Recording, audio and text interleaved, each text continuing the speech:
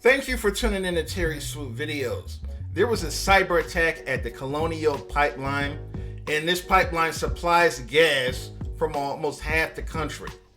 The southern states have been hit, the East Coast states have been hit, so there's a gas shortage in all of these states. And people are freaking out. They're fighting over gas. These people are fighting over gas. There was this video of this woman trying to cut in line at the gas station. And you can see her car right there, the white gray car. And she's trying to cut in line. And she goes in, she gets out the car and spits in this man's face. And the man gets out the car and starts fighting her. He takes her cell phone and throws it across the street. I mean, it's absolutely ridiculous. All of this over some gas.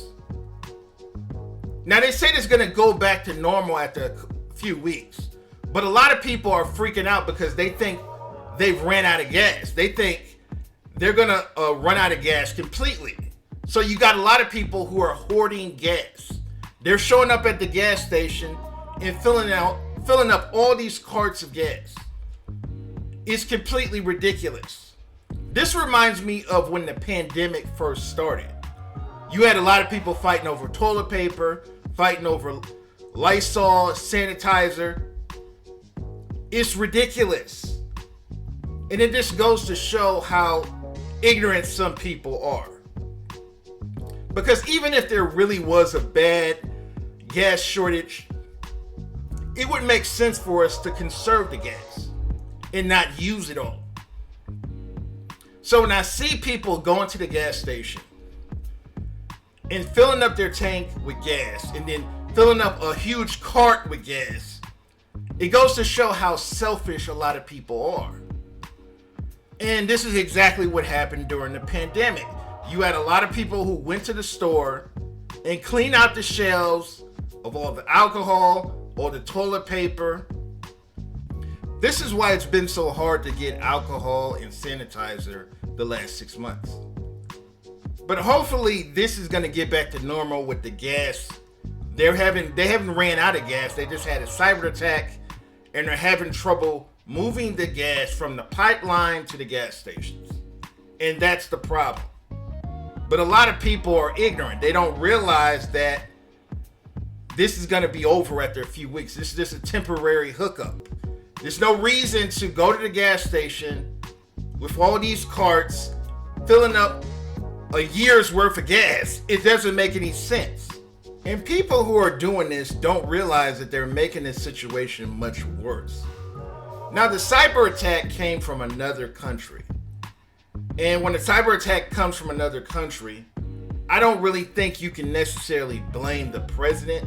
As much as I don't like Joe Biden, as much as I don't like Kamala Harris, I don't blame them for this cyber attack. This was a foreign country that did this. So I see a lot of people online blaming Joe Biden, blaming Kamala Harris. I don't necessarily blame them because the attack came from another country. So I think people need to stop bringing politics into something where it's not warranted. Letha Kearney. It was a lot of people in there. No one looked at the price. Took a hit to the wallet. I had a half a tank of gas. So when it got to $25, I started looking to see what was going on. And after I got to $30, I was like, oh my God. When she unassumingly pulled up to a Richmond BP gas station on Williamsburg Road Tuesday. I spent $35.45 to fill up my tank. 6 gallons of gas for $35. That's absolutely ridiculous. She says it's double what she'd typically spend. Usually it's under $3. This BP service station has always been the cheapest. And I didn't even look at the price before I started pumping. Cha-Cha lives just blocks away from the station and says she watched as the price climbed higher and higher. So then I drove up the road to get gas at a $2.99 gas station, which is a mile away, came back through here.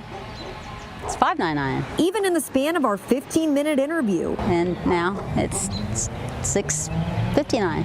And within a few minutes, that $6.59 was up to $6.99. You can't do that to people. After CBS 6 spoke with a store official about the prices, the sign was turned off, and a store official said they were completely out of gas.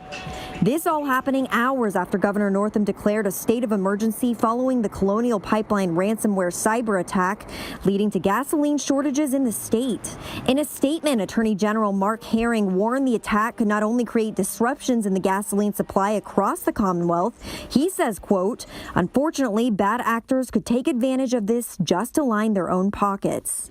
Michael Wallace, spokesperson for the Virginia Department of Agriculture and Consumer Services, says anyone who feels they've been gouged by gas prices should file a complaint with them. The office will conduct an investigation and then turn those results over to the Office of the Attorney General. He says gouging happens when a supplier charges unconscionable prices on necessary goods during a state of emergency, and says he has inquired internally with the VDAC's Office of Weights and Measures to look into the BP gas station on Williamsburg Road.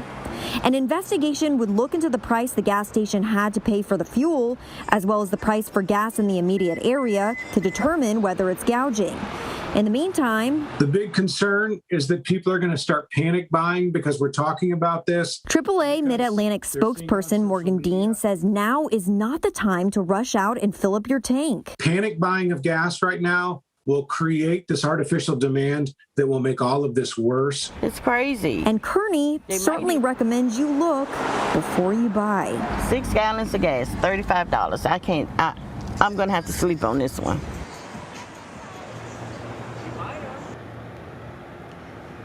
Now, in that statement from Attorney General Mark Herring, he adds that Virginians should not have to worry about paying exorbitant prices for gas or any other necessary goods. And he does encourage any Virginian who has a price gouging complaint to report it. We will have a link on our website for where you can do that.